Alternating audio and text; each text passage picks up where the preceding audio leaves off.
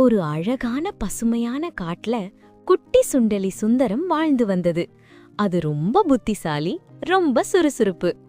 அதே காட்டுல பெரிய யானை ராஜாவும் இருந்தது. அது பலசாலி, ஆனா ரொம்ப சோம்பேறி.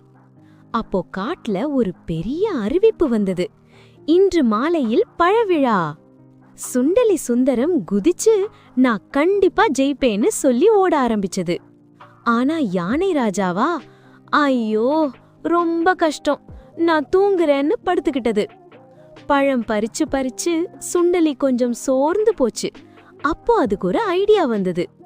யானை அண்ணா, உங்க தும்பிக்கை இருந்தா சுலபமா பழம் பறிக்கலாம், நீங்க ஹெல்ப் பண்ணுங்கன்னு சுண்டலி சொன்னது. அது உடனே வேலைக்கு வந்தது.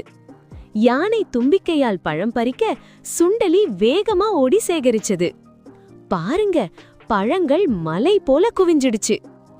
சிங்கராஜா அறிவிச்சது, இந்த வருட சூப்பர் ஹீரோ சுண்டலி சுந்தரமும் யானை ராஜாவும். எல்லா விலங்குகளும் சேர்ந்து கொண்டாடினாங்க. ஏன்னா ஒற்றுமையா இருந்தா எதுவும் சாத்தியம். நினைவில் வையுங்கள் குழந்தைகளே,